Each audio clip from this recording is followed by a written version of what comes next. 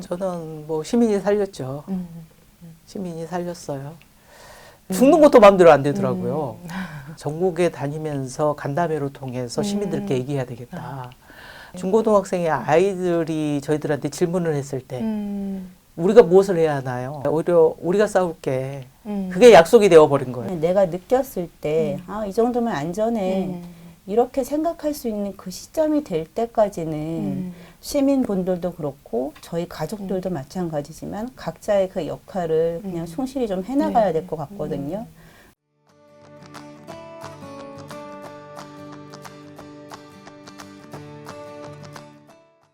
와인처럼 잘 익은 뉴스, 균형감 있게 전해드리는 경향시소. 저는 경향신문 기자 시사소믈리에 임지선입니다.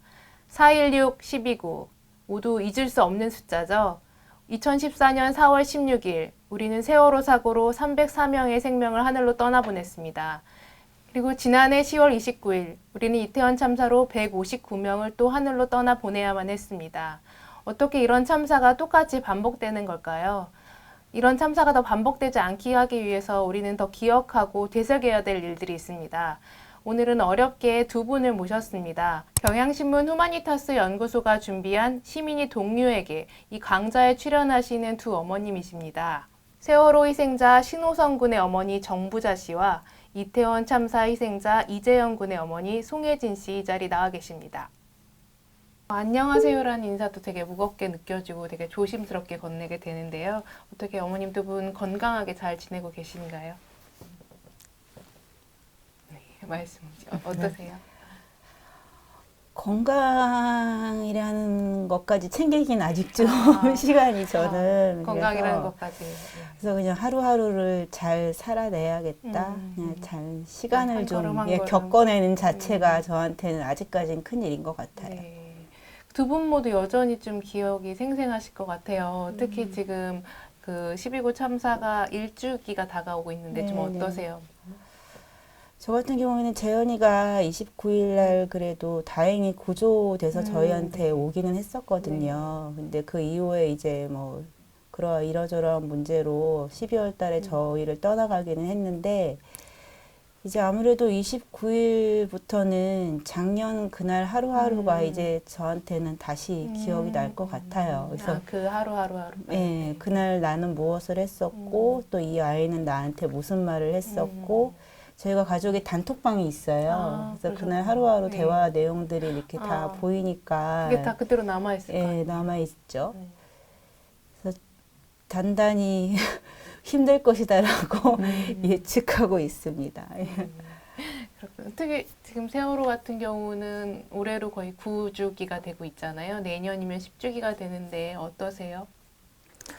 일단은 주위의 분들은 다 시간이 흐르면 어느 정도 아픔이 조금 희석될 거라는 말을 하는데요.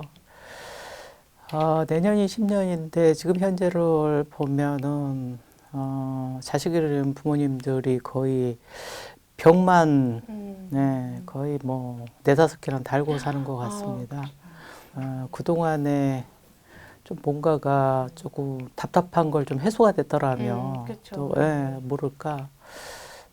지금 상황에도 뭐 저 같은 경우에도 왼쪽이 눈이 조금 이제 터져가지고 잘 보이지 않는 상황에 있고. 안 보이세요, 그냥. 저 혼자 뭐 아프다는 말도 못할 정도로 가족들이 모두가 다 조금 많이 남들은 시간이 아픕니다. 지나면 잊혀질 거라고 하지만 그렇지 않은 게 사실인 것 같아요. 특히 이 세월호 참사에 대한 그 책임 규명이 여전히 이루어지지 않은 상태에서 지난해 그 이태원 참사가 또 일어났어요. 그걸 보시는 세월호 유가족들의 마음은 좀 어떠셨는지 좀 여쭤볼게요. 저는 그날 기억을 하는데요. 일단은 TV를 켜고 다른 걸 보고 있는데 자막이 자꾸 이태원에서 그래서 이게 뭐지 하고 이렇게 뉴스를 봤을 때 너무나 보면서도 황당하더라고요. 어떻게 이런 일이? 어떻게 이런 일이 있지? 그리고 이태원 한복판의 거리에서 저런 일이 일어날 수 있을까? 근데 뭘 하고 있을까? 막 이런 거 있잖아요. 그걸 아예 밤을 새서 봤던 것 같아요.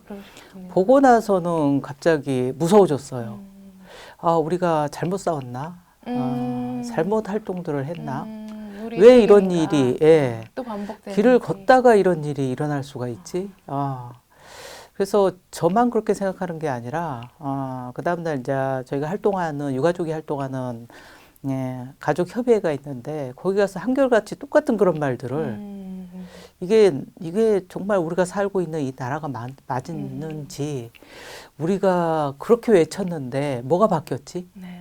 예, 그런 말들로 이야기를 나눴었죠. 그때 당시에는 믿을 수가 없었습니다. 똑같이 반복되는 것 같아요. 그 지난 8월이었죠. 8월 말쯤에 이 세월호 유가족분들과 그 이태원 참사 유가족분들이 함께하는 자리가 있었어요. 저는 그때 처음 뵀었거든요. 네, 서울 가족분들을. 네. 저희한테 말씀을 이제 한마디라도 더 해주시려고 위로해 주시고 그리고 이제 뭐 조언이나 조언도 해주시고. 이런 것도 네. 하는 그런 마음들이 좀 느껴졌었던 아, 것 같아요. 그럼 만나셨을 때 어떠셨어요, 유가족분들은? 참 아프죠. 지역에 계시는 또 유족들이 있잖아요. 네, 한마음 한뜻으로 또 모여서 이 아픔을 조금 이겨내면서 또 활동들을 하는 모습을 보고 저렇게 하면 되겠구나 또 싶었고 저번 달에 또 어머님들이 찾아오셨어요. 아, 10월 9월 말쯤인가 찾아오셔서 네. 또 공방 엄마들하고 또 이야기 또 하고 저녁 또 식사도 하고 가셨는데 엄마들끼리 만나니까 되게 편하더라고요.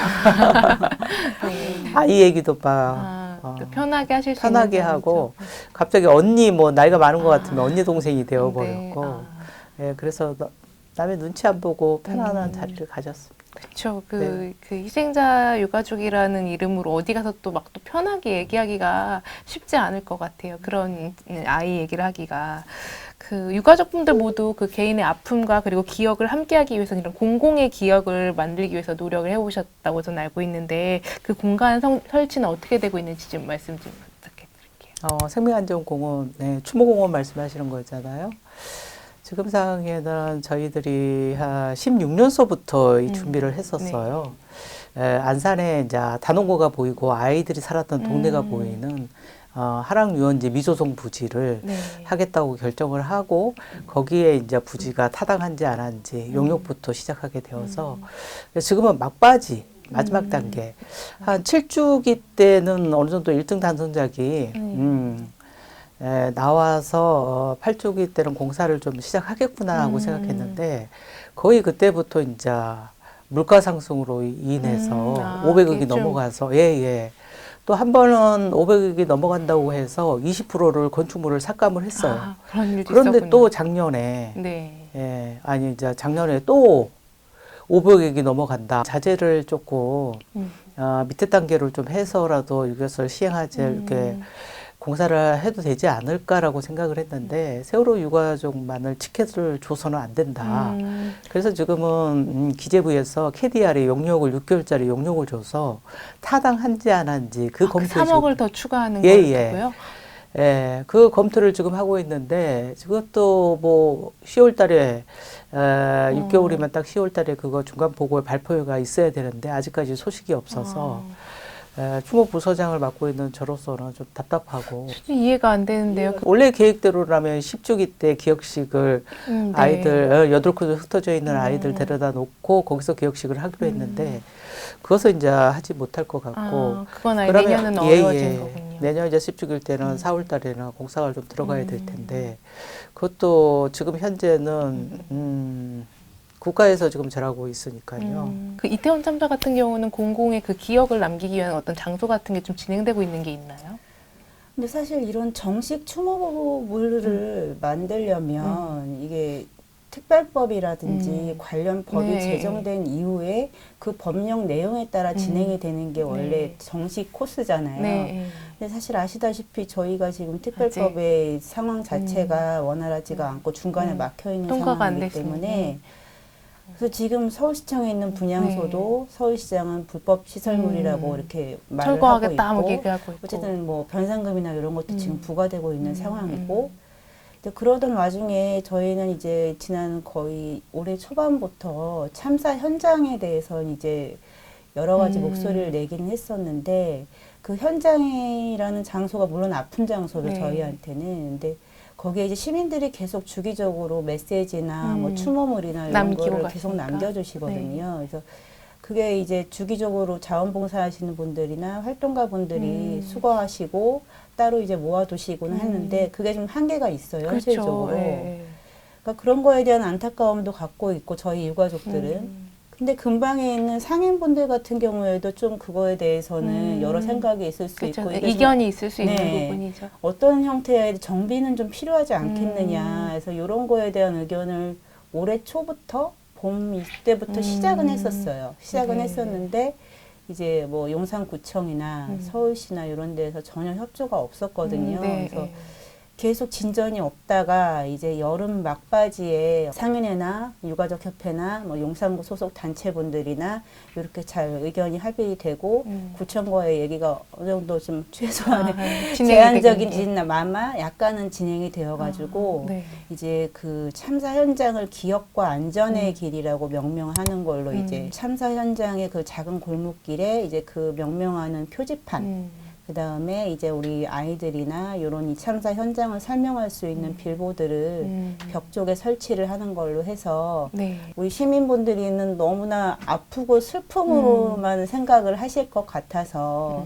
이제 그걸 넘어서서 우리가 조금 더 한 걸음 안전한 나아가서. 사회를 네. 이제 바라고자 하는 그런 다짐 이런 거를 좀 알려주고 싶은 그런 취지로 저희가 이제 그런 거를 일종의 최종 단계는 아니지만 중간 단계로서의 그런 정비물을 만든 거라고 생각하시면 될 것 같고요. 네, 네. 그게 이제 내일 모레 목요일 날 26일 날에 26일에. 예, 완공이 돼서 그때 공개를 하게 될 것 그때 같아요. 대중에도 다 기억이라는 게 사람들이 왜곡이 될 수도 있고 그렇게 하고 우리가 잘 추모를 하기 위해서는 온전히 그 기억의 공간이 좀 보존돼야 될 것 같은데 그런 것들이 좀 공공의 힘으로 그러니까는 그 정부의 힘으로 좀 갔으면 좋겠는데 그런 게 안 되는 건 너무 안타까운 것 맞아요. 같아요. 예.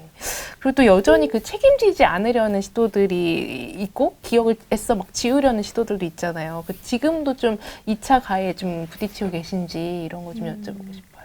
시청 앞 분향소에 저희 유가족들끼리 순번을 정해서 계속 지킴이를 하고 있어요. 네. 그 지킴이를 하고 서 있으면은 지나가시는 분들이 여러 말씀들이 이제 직접적으로 하시는 그 말씀들을 듣죠. 저희가 집회를 한다거나 기자회견을 하면 항상 어딘가에선 확성기를 틀어놓고 뭐 음악을 틀어놓는다거나 뭐 맞불 집회를 한다든지 이런 것도 뭐 여전히 항상 계속되고 여전히 있는 겪고 거군요. 있고요.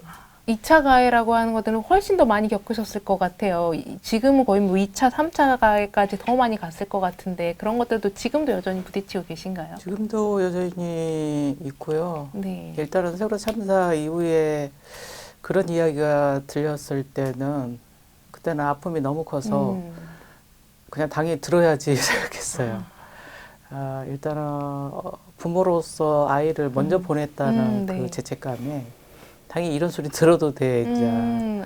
자책. 예, 자책이고 저희들이 이제 강화문에 기억 공간이 있었잖아요. 네. 처음에는 이제 시민들에서 현수막을 있어서 있는데 거기에서 밤을 새고 있으면은 술 한잔 드시고 지나가시는 분들이 이제 함성을 뭐 지른다던가 발로 펑펑 차고 이제 간다던가 했을 때 머리가 멍하면서 당연히 우리가 들어야 되는 얘기인가? 그 전에의 참사의 유가족들은 본인들이 가족을 해치는 사람이 되어서 죄인이 되어서 아무 소리도 못하고 입 다물고 고개 숙이고 살았단 말이에요. 이제 그러고 나서 이제 서서히 뭔가가 들려오기 막 시작하잖아요. 네. 시체팔이라든가 없는 자식들이라든가 아주 완전히 막 삼류 드라마를 쓰고 네. 있는데 불분이 이제 확 오르더라고요. 아니 나를 욕하는 건 괜찮은 것 같은데 이렇게 안타깝게 희생된 내 자식들을 두고 자꾸 얘기를 하는 거에 이것은 가만히 있으면 안 되겠다는 제 생각에 오히려 욕을 얻어 먹어도 이것은 앞장서서 자꾸 소송이라든가 목소리를 내야 되겠다라는 그런 생각으로 돌변한 거죠. 내가 자식을 못 지켜서 자식을 먼저 보낸 제 많은 부모 이라고 듣기만 했다가는 이 사회가 전혀 바뀔 것 같지 않아서 태훈 참사 이후에 저하고 이제 전 일기 집행부 위원장님 저하고 수술 전과 후를 또 얼굴을 비교를 해서 페이스북에 떠들질 않나. 이건 도대체 왜 이 사람들의 그 심리는 무엇일까라는 그렇게까지 뭐 예. 이것은 사람인 것을 포기하지 않았나 그런 생각까지 들었습니다.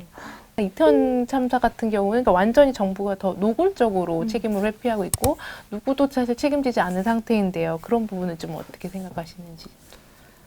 이게 정말 안타까운 일이죠. 안타까운 일이고 이 책임자들이라고 하는 분들이 이제 어떻게 보면 그 책임 회피를 하는 그런 기술이 이전에 비해서 더 업그레이드가 되는 것 같다는 그런 생각이 들어요. 책임자 처벌한다고 해서 모든 해결점이 끝나는 건 아니겠지만 반드시 동반되어야 되는 과정이긴 한데 지금 같은 경우에는 모든 책임자에 해당하는 공직자들이 다 출소가 되어 있고 그리고 어느 하나 사퇴한 사람도 없고 다 그냥 제 할 원래 자리로 돌아가 있단 말이에요. 네. 그러니까 이런 부분에 대해서는 저도 그렇지만 우리 일반 시민 입장에서 봐도 너무 불안할 수 있을 것 같거든요. 네. 그래서 가면 갈수록 어떻게 보면 안전에 대해서는 국가나 어떤 조직보다는 내가 스스로 내 몸을 챙겨야 된다는 그런 생각들이 커져가는 게 저도 느껴져요. 맞아요. 예. 국가가 책임져주지 않는다라는 생각들이 참 많이 드니까요. 그 최근에 그 이태원 참사 특별법이 패스트트랙에 올라갔잖아요. 네. 근데 이게 뭐 행안위까지 통과하고 아직 법사위에 계류돼 있지만 결과적으로 최종적으로 이게 또 대통령이 거부권을 행사할 수가 있는 법안인데 맞아요. 그 부분에 대해서는 좀 어떻게 생각하시나요? 그 사실 특별법이 제정이 되는 게 어떻게 보면 이태원 참사의 진상 규명의 뭐 끝이 아니라 정말 시작인 거예요. 그렇게 힘든 과정을 거쳐서 만약에 우여곡절 끝에 제정이 된다 하더라도 이 행정권자의 의지나 이런 게 없으면은 정말 앞으로 어떻게 진행될지 모르는 불투명한 상황인 거거든요. 네.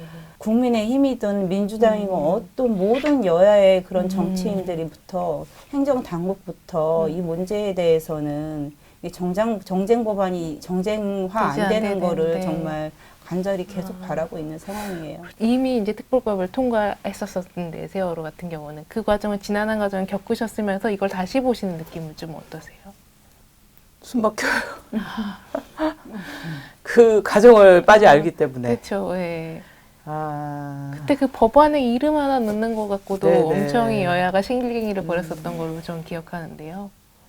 지금의 이제 10년을 바라보고 있는데 이 정부가 어떻게 나올 거라는 걸 알게 있기 때문에 너무도 숨막히고 우리 같은 절차를 밟지 않길 바래요. 네. 정부는 무조건 시간만 흘러가기를 원할 거고 국회의원들마다 틀리겠지만 어떤 국회의원들은 또 열심히 하려고 하지만 그게 뭐 한두 사람으로 해가지고 될 일도 아니고요. 네. 지금이 지나면 야 이것은 진짜 희망의 사탕 발림을 하고 이 세월을 보냈구나. 그래서 우리 같은 그 절차를 밟지를 않고 이태원 참사의 유가족이 원하는 대로 됐으면 좋겠다. 그런 간절한 바람은 있습니다. 국가가 국민의 안전을 책임지지 않는다는 느낌 되게 사실 이런 느낌 들면 안 될 것 같은데 너무 무서운데 그러지 않기 위해서 모두가 안전한 사회를 갖기 위해서 국가는 좀 어떤 게 좀 필요하다고 생각하시는지 두 분께 다 질문 드려볼게요. 그런 부분을 바뀌려면 법을 만들고 그래야 되긴 하겠지만 그런 과정 자체가 이런 권력을 갖고 계신 분들이 자발적으로 하는 건 아닌 것 같고요. 어쨌든 시민들의 이러한 의견이 그분들의 귀에 조금 더 가깝게 와닿게 하는 게 그나마 저희 나름에서는 할 수 있는 방법이기 때문에 뭐 제가 이런 자리 나와서 뭐 인터뷰를 하는 것도 마찬가지지만 이렇게 어떻게든 저의 목소리를 뭐 내보고 싶고 또 이런 참사에 대한 경험이 없는 분들한테 한 번 더 이 일에 대해서 이게 사회적인 영향이나 해결점이나 이런 부분에 대해서 자꾸 공유하고 또 같이 관계하고 얘기하다 보면 또 거기서 지금까지 하지 않았던 새로운 어떤 방법이나 그런 연대 방법이 나올 수도 있는 거고 그런 목소리가 커지면 또 그분들 정치 입법 하시는 분들한테 조금 더 가깝게 와닿지 않을까. 네. 세월호 참사 이후에는 많은 국민들이 함께 해왔잖아요. 네. 함께 해와서 여기까지 온 거거든요. 근데 정치인들은 보면 이걸 이용을 참 많이 하는 것 같아요. 예, 어쩔 때는 시민분들의 목소리가 울려 퍼지면 거기에 어쩔 수 없이 그냥 반쪽짜리라도 뭔가를 만들어내요. 시끄러우니까 빨리 하나 만들어주자는 식으로 만들었는데 막상 피해자가 약자가 쓰려고 보면 이게 또 다른 게 필요한 거예요. 또 다른 거 필요하면은 또 시민분들하고 또 한 가지를 위해서 또 열심히 해요. 네. 이러다가 시간이 점점 흘러가거든요. 대한민국은 진짜 시민들의 국가예요. 그쵸? 시민들이 네, 네. 이 정도까지 해왔으니까 이만큼 굴러온 거죠. 더 이상은 이런 참사가 나오지 않고 나오더라도 예, 또 삼보일배를 하고 도보를 하고 단식을 하고 이런 일이 없도록 이것은 바로바로 진행할 수 있도록 하는 게 국회고 정부고 책임져야 할 일이라고 저는 생각을 합니다. 네. 두 분 모두 되게 차분하게 얘기하셨지만 잘 들어보면 정말 울분에 차 있는 이야기인 것 같은데요. 그래서 제 마지막 질문은 우리 그래도 희망의 씨앗 하나는 찾아봐야 되지 않을까 싶어서 그 오랫동안 이제 9년 동안 경험하셨고 이제 1년 되셨는데 그래도 우리가 시민의 뭐 힘이라든지 희망의 씨앗 하나를 봤다라는 실제로 뭐 시민들과 직접적으로 접했었던 그런 일 같은 거 하나씩만 이야기해 주시겠어요? 저는 뭐 시민이 살렸죠. 시민이 살렸어요. 자식이 그렇게 비참하게 가고 마지막에 어땠을까 막 이렇게 몸부림치고 잠을 자면 몇 년 동안은 막 배 안에 들어가서 아이를 막 찾고 돌아다니고 마음보다 내 몸을 혹사시켜야지 견딜 수 있었던 그 시간들을 지금도 진행 사항에 있는데 그래도 야 내가 살고 있는 이 국가가 맞나 이 사람들은 어떠한 행동을 했나 이게 아예 낭떠러지로 몰아버리는 것 같은 느낌, 밀어버리는 그런 느낌. 내가 여기에서 어떻게 살아야 되나. 그냥 막 살지 뭐. 죽어도, 예, 죽는 것도 마음대로 안 되더라고요. 우리의 이야기가 자꾸 나쁜 쪽으로만 이렇게 언론에서도 나오고 그런 말들이 있으니까 전국에 다니면서 간담회로 통해서 시민들께 얘기해야 되겠다. 특히 세월호 세대의 아이들, 네, 아이들. 중고등학생의 아이들이 저희들한테 질문을 했을 때 우리가 무엇을 해야 하나요? 아이들의 질문이 그건가요? 예. 근데 마지막에 때 우리가 울면서 우리가 무엇을 해야 되나요? 왜 우리 아들, 딸들이 그런 고민을 해야 되나요? 우리의 기성세대, 우리의 어른들이 있는데 그 꿈 많은 아이들은 꿈을 꾸면서 자기의 인생을 생각하면서 꿈을 꾸고 살아야 되는 아이들이 그렇게 울먹이면서 그런 얘기를 해야 되나 이런 현실이 너무나 힘들었고 오히려 우리가 싸울게 그게 약속이 되어버린 거예요. 우리가 싸울게 너는 너의 꿈을 찾아서 열심히 살아. 그랬을 때 그 아이들을 보면 야 어떻게 살면 안 되겠다. 저는 조금 다르게 당부의 말씀을 좀 드리고 네. 싶어요. 정말 안타깝기는 하지만 이 참사라는 게 그 해결 과정, 진행 과정 자체가 굉장히 긴 시간이 걸릴 거라는 건 저희도 알고 있어요. 진상규명. 근데 시민분들 같은 경우에는 그 중간에 분명 잊고 싶고 또 잠시 잠깐 또 했던 거 또 하네 지루해 할 수도 있고 한번 당부드리고 싶은 말씀은 그 시간 이 정도면 됐다라고 할 수 있는 시간은 과연 이 시점에서 내가 살고 있는 사회가 그 이전에 왔던 그런 사고 참사가 안 일어나는 사회인가? 뭐 그게 어떤 게 현실적으로 법이 만들어지고 이런 것뿐만이 아니라 그냥 내가 느꼈을 때 이 정도면 안전해. 이렇게 생각할 수 있는 그 시점이 될 때까지는 시민분들도 그렇고 저희 가족들도 마찬가지지만 각자의 그 역할을 그냥 충실히 좀 해나가야 될 것 같거든요. 근데 그 시간이 굉장히 길 거예요. 힘들 거고. 굉장히 길 거기 때문에 혼자 하면 힘들거든요. 혼자 하면 힘들기 때문에 각자 같이 할 수 있는 분들이 그건 다양한 방면이 있을 것 같아요. 같은 친구분들 아니면 가까운 그 지역사회 내 공동체도 있을 것이고 아니면 지향하는 정당 활동도 있을 것이고 아니면 저희 유가족의 모임이나 간담회에 참여하시는 것도 있고 그런 관계를 통해서 그런 지루함이나 이런 거를 조금 더 극복을 하시고 긴 시간을 갖고 좀 같이 참여를 해주시면은 그런 것 자체가 굉장히 큰 우리의 힘이다. 이런 말씀 꼭 당부드리고 싶습니다. 잊지 말고 기억하고 우린 되새겨야 될 것 같습니다. 오늘 어렵게 나와주셨는데 너무 말씀 감사드립니다. 감사합니다. 감사합니다.